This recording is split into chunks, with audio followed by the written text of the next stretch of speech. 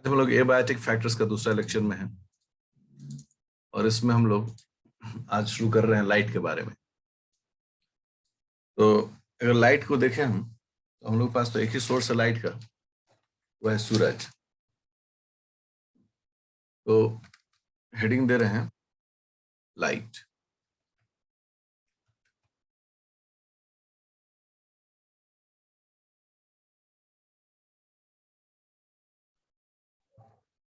Light को हम लोग कैसे डिफाइन करते हैं? इसे कहा जाता है इलेक्ट्रोमैग्नेटिक वेव। ये इसका साइंटिफिक डेफिनेशन है। एक ऐसा वेव जिसमें इलेक्ट्रिकल फील्ड और मैग्नेटिक फील्ड दोनों है, तो इसलिए इसको इलेक्ट्रोमैग्नेटिक वेव कहा जाता है। और इलेक्ट्रोमैग्नेटिक वेव जो है, इसके लिए जो सोर्स है, एकमात्र सोर्स जो है वो सोर्स है द सन। हमारे सूरज से ये इलेक्ट्रोमैग्नेटिक वेव जो लाइट के रूप में मिलते हैं। लिविंग्स जो होते हैं, लिविंग्स के लिए ये जो रेंज है, लिविंग्स लाइक हम लोग अपने लिए फॉर लिविंग्स कर देते हैं। द विजिबल स्पेक्ट्रम जो लाइट का है वो है 400 टू 700 नैनोमीटर का वेवलेंथ। ये जो वेवलेंथ है ये हम लोग के लिए विजिबल है। मतलब विजुअल का मतलब होता है हम लोग उसको देख सकते हैं। ये प्लांट भी यूज करता है और एनिमल्स भी यूज करते हैं इसको, इसलिए इसको विजिबल रेंज कहा गया। और इस विजिबल लाइट जो है उसमें लिविंग्स हर तरह का काम करते हैं, लाइक फोटोसिंथेसिस करना हो, लाइक कि जो हम लोग कलर्स देखते हैं अलग अलग, ये तमाम तरह की चीजें जो हैं वो इसी विजिबल स्पेक्ट्रम का हिस्सा है। ठीक है ना? और चूंकि एक टर्म आता है जिसको हम लोग बोलते हैं फोटो सिंथेटिकली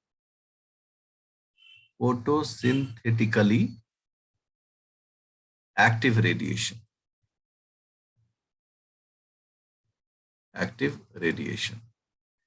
इसे पार कहा जाता है।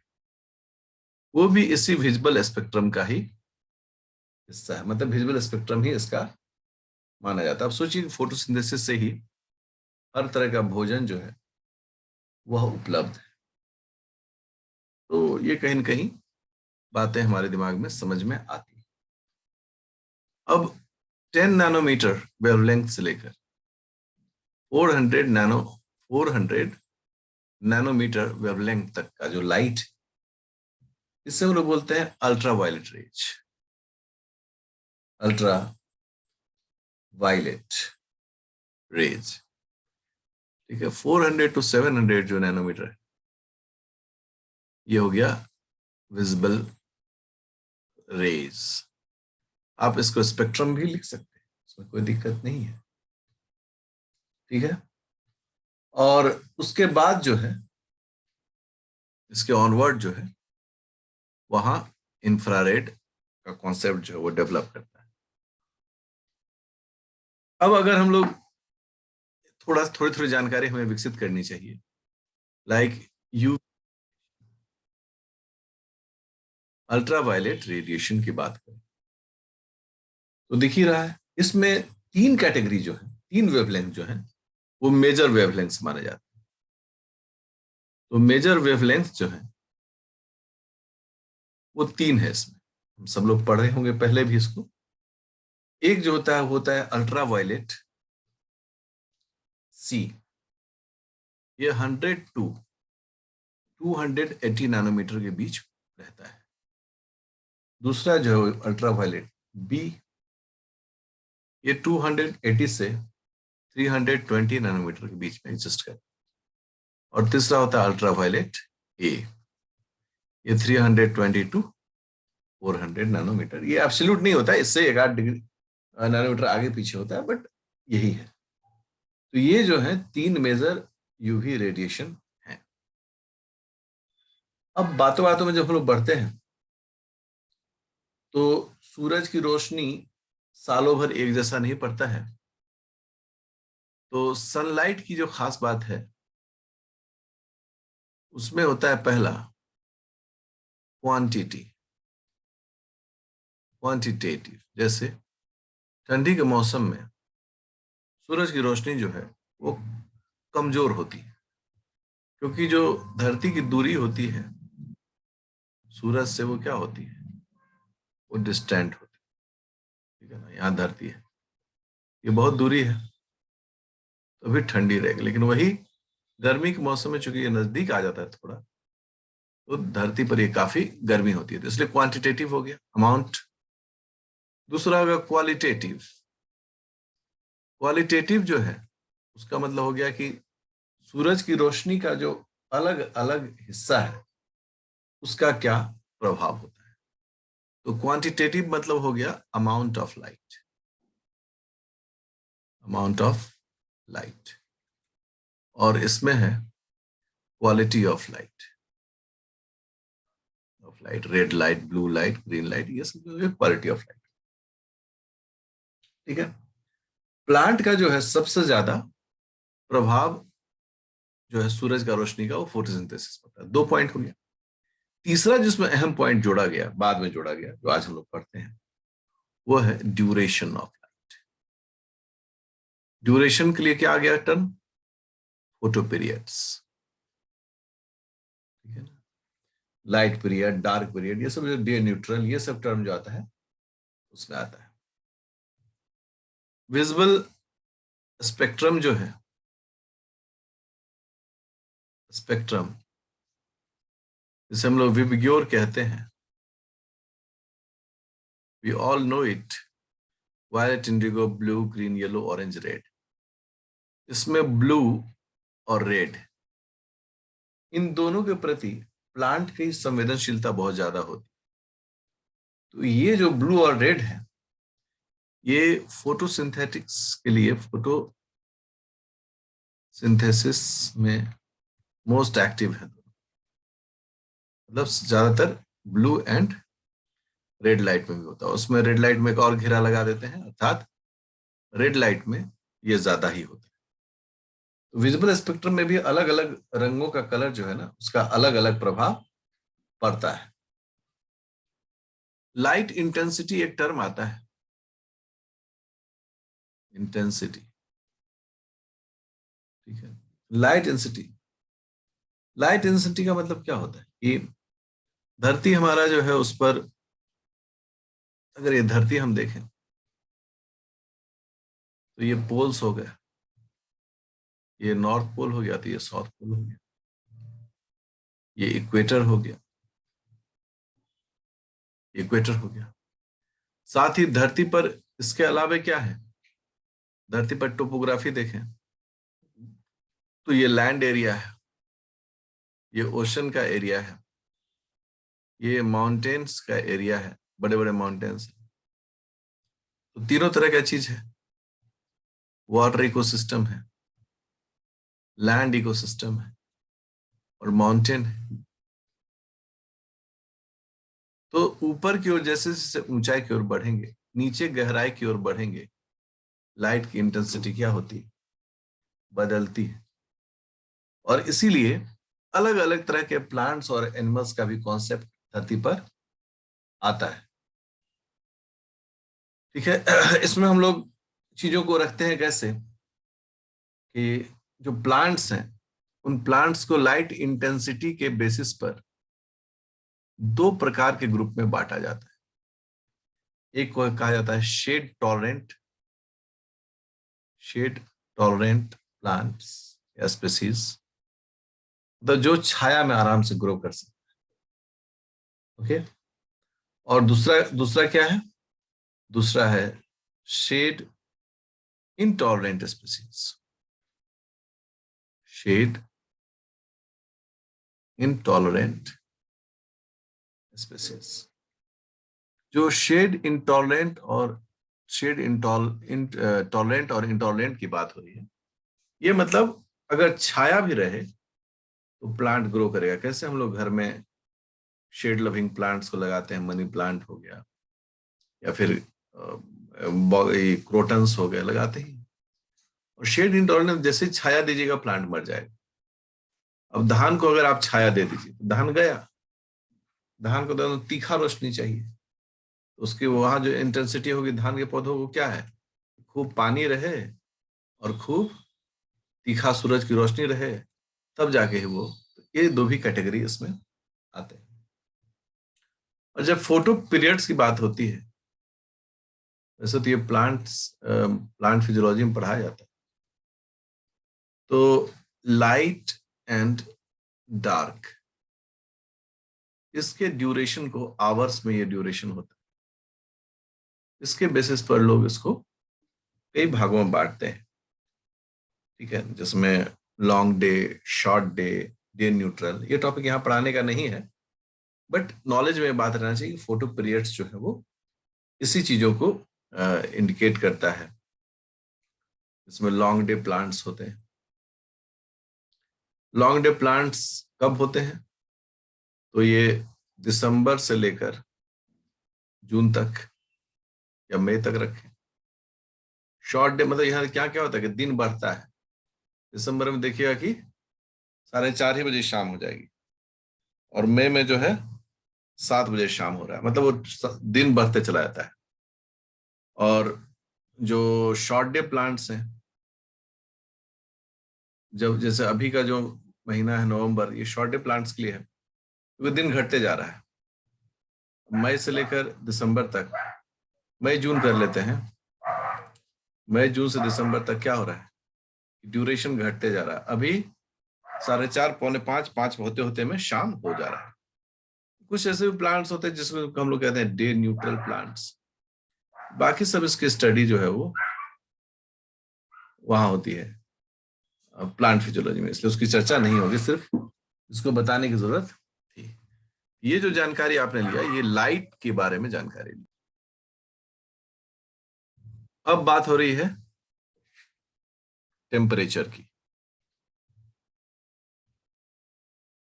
टेम्परेचर को हम लोग डिफाइन करते हैं डिग्री ऑफ हॉटनेस और कोल्डनेस।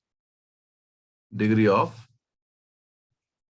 हॉटनेस और कोल्डनेस, कितना ठंडा कितना गर्म ऑफ अ सब्सटेंस, एक सब्सटेंस का कितना गर्मी है और कितनी ठंडी है उसमें, दैट इज कॉल्ड टेम्परेचर। ठीक है। और ये जो होता है ना, ये वेरिएबल है। ये वेरिएबल किस किस बेसिस पर है, प्लेस टू प्लेस। ठीक है ना। जैसे कि अगर इक्वेटर पर देखें तो एकदम हॉट टेम्परेचर है, और वहीं से चले जाएं हम लोग पोल पर, एकदम कोल्ड टेम्परेचर है। इसलिए ये बदलते रहता है। साथ ही एल्टीट्यूड वाइज भी, एल्टीट्यूड वाइज भी जो है ना, ये बदलता है। और हम लैप्स पीरियड बताए हुए हैं कि कैसे जमीन से ऊपर बढ़ते हैं तो टेम्परेचर जो है वो घटता चला जाता है। उसी तरह से जमीन के अंदर भी जाएंगे तो थोड़े से अंदर जाने पर एक ऑप्टिमम टेम्परेचर मिलता है। अब ये जो चीज है ना टेम्परेचर, इसको हम लोग बोलते हैं कि ये most important ecological factor, most important ecological factors उसको माना जाता है। ठीक है ना। क्योंकि जितना भी बायोस्फीयर में जो भी घटनाएं होती हैं उसमें टेम्परेचर सबसे ज्यादा कोरिलेट होता है। इसलिए टेम्परेचर से ज्यादा प्रभाव किसी जगह पर नहीं जाता, वो देख सकते हैं। और इवन हम कह सकते हैं कि एक जो इकोसिस्टम है ना, इकोसिस्टम, इकोसिस्टम का जो स्ट्रक्चर और फंक्शन है ना, वो स्ट्रक्चर और फंक्शन किस टेम्परेचर पर डिपेंड करता है। क्योंकि उसी टेम्परेचर पर बारिश होना है, उसी टेम्परेचर पर हवाएं बहनी है, तो मिला जुलाकर यही जो है ना, उस पर ये टेम्परेचर होता है। अब जो वेजिटेशन है धरती पर, उस वेजिटेशन को प्लांट पॉइंट में 4 कैटेगरी में बांटा जाता है। वेजिटेशन ऑन द अर्थ, धरती पर जितने वेजिटेशन उसको 4 कैटेगरी में बांटा जाता है। ये सब चीज रहना चाहिए। पहला, मेगाथर्म। मेगाथर्म्स का मतलब क्या होता है? मेगाथर्म्स का मतलब होता है जहां पर हाई टेम्परेचर पर सालों भर जीवन चले। ठीक है ना? मतलब लाइफ जो है ना वो हाई टेम्परेचर पर चलता रहे, तो हम लिख देते हैं हाई टेम्परेचर। इसका एग्जाम्पल क्या है? Tropical rain forest. Tropical rain forest कहाँ मिलता है? ट्रॉपिकल रेन फॉरेस्ट जो है वो मिलते हैं इक्वेटर्स के इर्द गिर्द।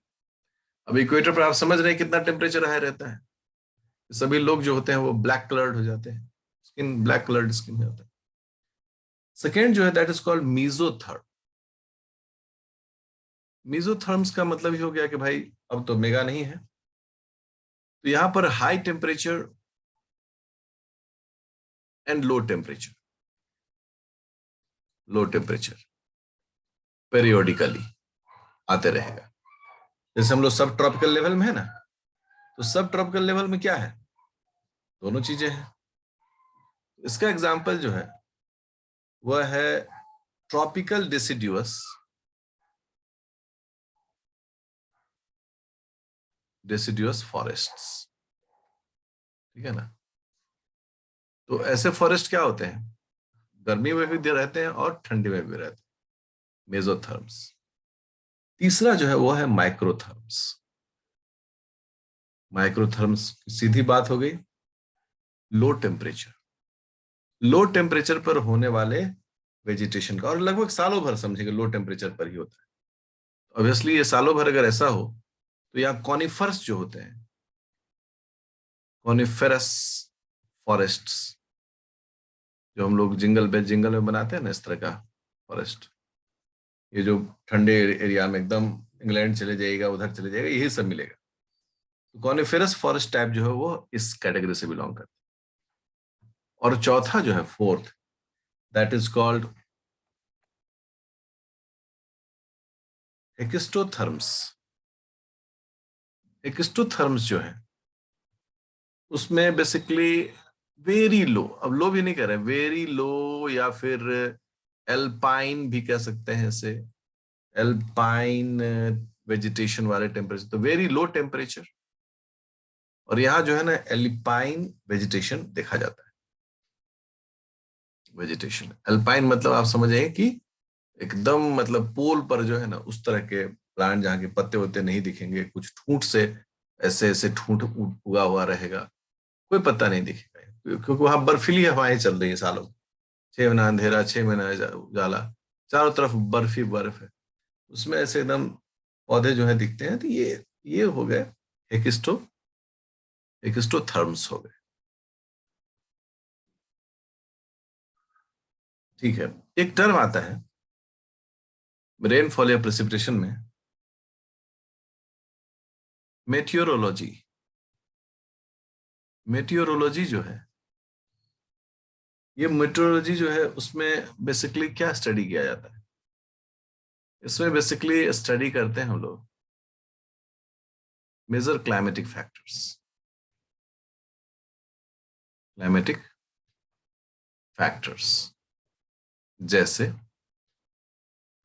रेनफॉल या प्रेसिपिटेशन है। ठीक है ना? फिर आपको ये मतलब टेम्परेचर, डिग्री सेल्सियस में कितना टेम्परेचर, ये सभी मतलब कुछ है, और भी एग्जांपल्स हैं जैसे कि सनलाइट का क्या ड्यूरेशन है, मून लाइट का क्या ड्यूरेशन है, बादल कितनी देर है, मतलब ये तमाम चीजें स्टडी की जाती है। इसी टर्म में एक टर्म आता है प्रेसिपिटेशन। प्रेसिपिटेशन के लिए हम लोग कहते हैं कि जब atmospheric vapour, when atmospheric vapour जो बादल के रूप में है, कंडेंस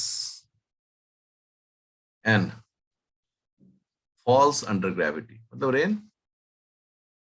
अंडर ग्रेविटी। ठीक है? इसको हम लोग प्रेसिपिटेशन कहते हैं। इस प्रेसिपिटेशन में मैंने कहा था जैसे रेन आ जाता है तो स्नोफॉल भी आता है।